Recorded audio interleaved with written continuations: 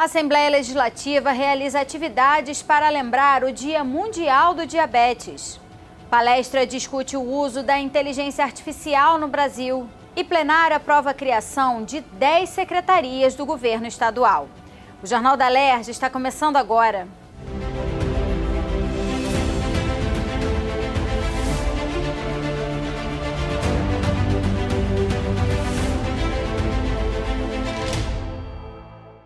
Boa noite. 14 de novembro marca o Dia Mundial do Diabetes, uma doença silenciosa que afeta milhões de pessoas. A Alerj realizou nesta terça-feira um seminário sobre a importância do diagnóstico precoce e do tratamento contínuo para os pacientes. Considerado uma epidemia pela OMS, Organização Mundial de Saúde, o diabetes crônico afeta aproximadamente 472 mil pessoas no Rio, o que equivale a 7% da população do município. Ir ao médico pelo menos uma vez ao ano ajuda a prevenir a doença. É uma doença muito perigosa, porque a gente tem uma perspectiva muito ruim diante dessa doença. O cenário é que até 2045, para mais de 700 milhões de pessoas possam ter essa doença. Então a gente está fazendo esse alerta, né, esse seminário, que é uma honra eu estar aqui participando, aprendendo também, porque eu confesso que eu não conhecia, desconhecia muito o assunto, até ter um amigo na família que é podólogo, e eu sempre falei, podologia, estética de pé, e quando na verdade é uma questão muito da saúde, né, que muita gente tem um preconceito sobre a podologia, e hoje a gente faz esse alerta também sobre esse início dessa doença que ocasiona no pé, a importância da podologia. Às vezes não é só uma unha encravada que faz a gente despertar e descobrir essa doença. A enfermeira Regina Gonçalves é graduada pela UFRJ. Especialista em dermatologia, também é podóloga. Ela chama a atenção das pessoas que são sedentárias a terem cuidado com a alimentação, um dos fatores de risco para o diabetes. A prática de exercícios físicos, a alimentação saudável e equilibrada, procurar qualquer agente médico, agente de saúde, no aparecimento de qualquer sintoma, né? E aí a gente fica atento aos sintomas, né? Um dos sintomas que a gente tem do diabetes, né?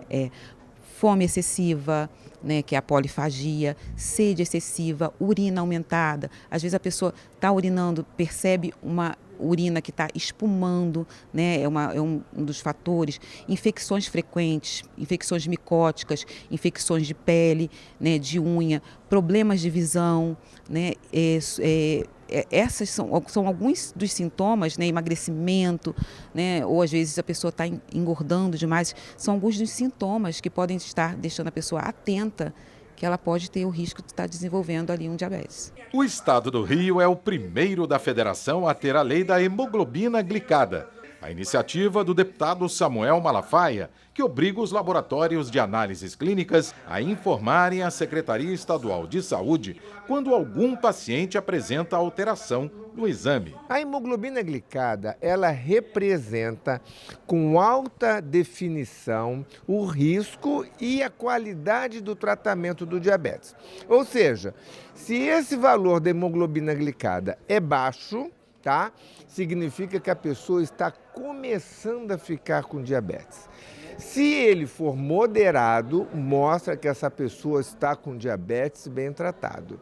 Se o valor da hemoglobina glicada for elevada, mostra que essa pessoa está com diabetes mal controlado. A podologia pode prevenir em 70% as amputações das pernas das pessoas que têm diabetes. Essa informação foi divulgada pelo Dr. Adilson Maris, com experiência de mais de 40 anos.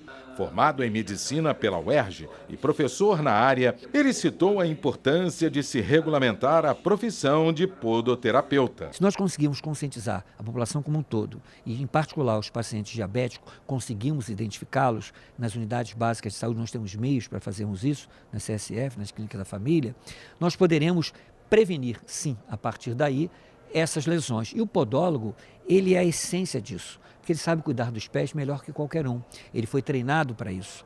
Ele não tem nada a ver com manicure e pedicure. O podólogo é um profissional especializado muito bem qualificado, que consegue identificar, não só lidar com a questão estética, a gente não lida com estética, ele lida com a saúde dos pés. O trabalho do podólogo a nível multidisciplinar é fundamental, porque tem a consulta médica, passa para o podólogo e ele vai checar todos os pontos do pé para verificar se tem alguma anomalia, alguma podopatia necessária de tratamento e até orientar esse paciente no seu dia a dia. Ainda nas atividades pelo Dia Mundial do Diabetes, a Alerj realizou um mutirão de atendimento e conscientização sobre a doença. A ação foi feita na galeria da Assembleia Legislativa e os pacientes passavam por uma breve avaliação através de um questionário, respondendo sobre peso, altura, histórico de doenças na família, além de aferir a pressão arterial. De acordo com a Sociedade Brasileira de Diabetes, atualmente no Brasil mais de 13 milhões de pessoas vivem com a doença, o que representa cerca de 7% da população nacional. O exame para diagnosticar o diabetes é simples e rápido. Através de um furinho no dedo com uma agulha, o sangue é colhido e o diagnóstico sai em poucos minutos. Então, doutora, qual o meu diagnóstico? Então, de acordo com a aplicação do questionário Findley, você tem um risco muito baixo para o desenvolvimento de diabetes há 10 anos. Então, deu 2, né, até 6, de 0 a 7, né, é um risco muito baixo de se desenvolver. É só você realmente manter os seus cuidados com a alimentação, exercício físico, né? Então, você não tem um histórico familiar evidente, então é só realmente manter os cuidados com a saúde que você não tem um risco alto de desenvolver. A ausência de hábitos saudáveis e fatores hereditários podem contribuir para o desenvolvimento do diabetes. É importante a realização de exames periódicos e ficar atento aos sintomas da doença. Os principais fatores de risco são idade acima de 45 anos, obesidade, o sedentarismo, história prévia, história familiar de pessoas portadoras de diabetes, mulheres que tiveram gestações com bebês com 4 quilos ou mais, mulheres que tiveram história de diabetes gestacional, também são pessoas que têm fatores de risco para desenvolver diabetes. Para prevenir, realmente é você, primeiro, fazer o exame para detecção precoce, caso seja, né, hábitos de vida saudáveis, né, uma alimentação equilibrada, né, redução de níveis de colesterol, muito cuidado com a relação à cintura abdominal, né, com o risco de desenvolver obesidade. Esses são alguns cuidados que a pessoa deve ter para poder reduzir o risco do desenvolvimento da doença. A inteligência artificial foi tema de uma palestra realizada nesta terça-feira na Escola do Legislativo.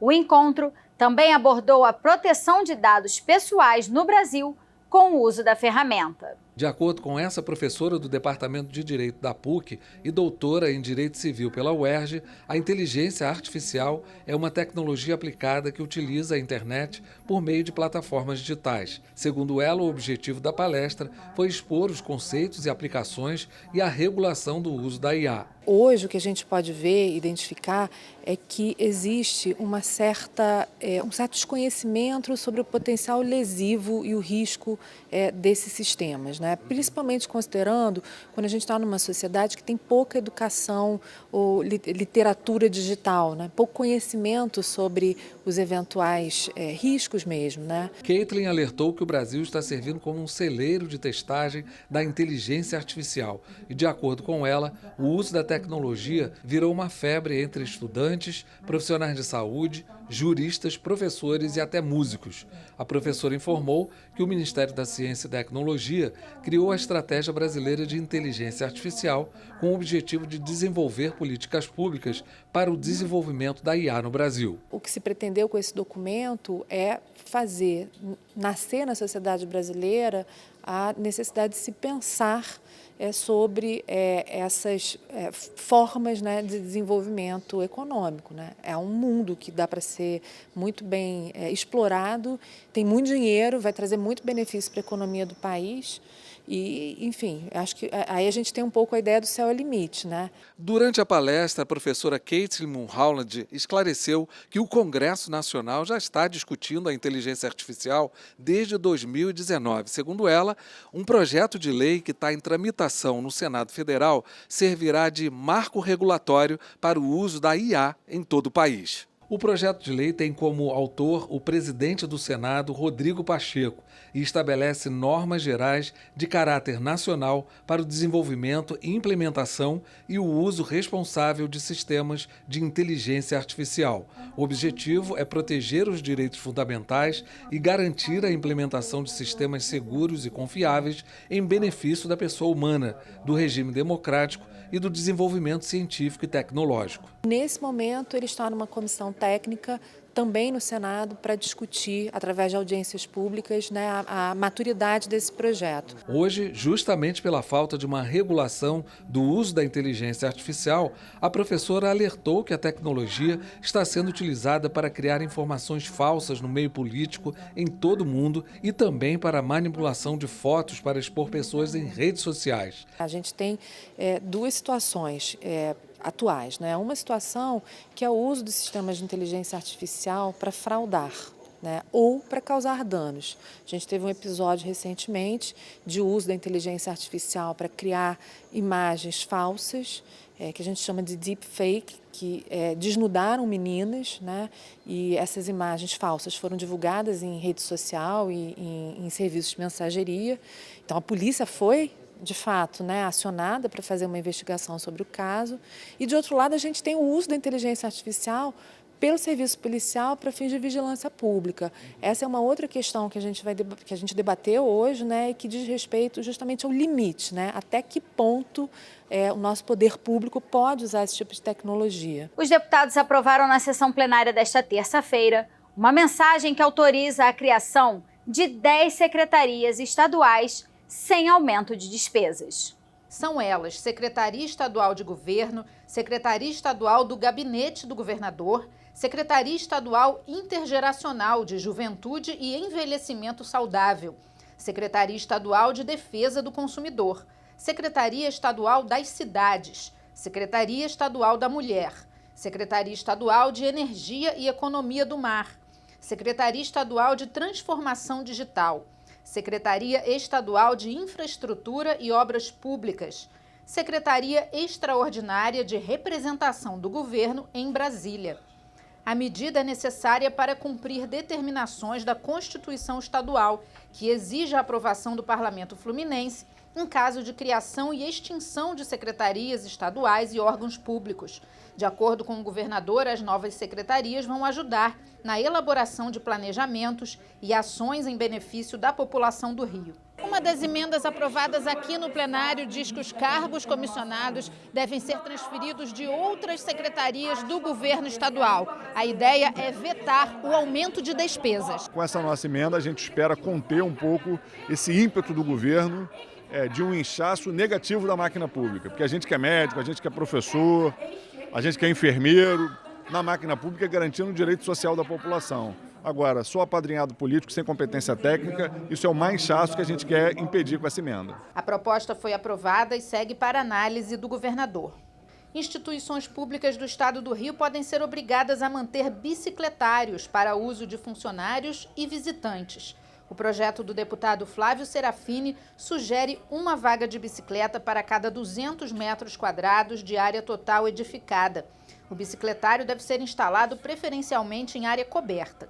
O texto recebeu 2 emendas e vai ser analisado pelas comissões. O que o nosso projeto quer é que, proporcionalmente, cada prédio disponha de um bicicletário que tenha relação com o seu tamanho. Prédios grandes, mais bicicletas podendo ficar estacionadas, prédios menores, menos bicicletas, mas a gente buscar garantir que cada ciclista na cidade tenha onde deixar sua bicicleta com segurança, para que a gente use menos carros, menos automóveis com combustíveis fósseis e mais bicicleta, mais saúde, mais meio ambiente. Hospitais públicos e privados do Rio devem informar os pais de recém-nascidos sobre as doenças detectadas e as não detectadas no teste do pezinho. O objetivo da proposta do deputado Dr. Deodalto é orientar os responsáveis sobre a possibilidade de exames complementares para diagnóstico de doenças raras. As informações devem ser fornecidas em material impresso ou por meio digital, e quem descumprir a regra pode ser multado. O projeto foi aprovado e segue para análise do governador. Hoje a má informação para esses pais, tanto também pelas mães, que as 6 doenças mais detectadas hoje no testinho do pezinho, não são informadas. E isso vai ajudar a diagnosticar essas doenças mais precoces e assim possível tratamento melhor para essas crianças. A lei que autorizou a criação do Programa de Educação Física Adaptada nas escolas públicas pode ser alterada. O deputado Daniel Librelon quer incluir no texto a obrigatoriedade da oferta de educação física inclusiva e adaptada na modalidade de esporte paralímpico para garantir a inclusão dos alunos com deficiência. O projeto recebeu 3 emendas e vai ser discutido nas comissões. Já o deputado Rodrigo Bacelar quer alterar a lei que determina a realização de autovistoria periódica em condomínios e prédios residenciais, comerciais e do poder público. A ideia do presidente da Alerj é que técnicos industriais também possam fazer as autovistorias, que atualmente são realizadas apenas por profissionais e empresas registrados no CREA, o Conselho Regional de Engenharia e Agronomia. A proposta recebeu 10 emendas e retornou às comissões. O Jornal da Alerj fica por aqui. Você pode acompanhar a programação também em nosso site e pelas redes sociais. TV Alerj, o canal do povo. Uma boa noite para você e até amanhã.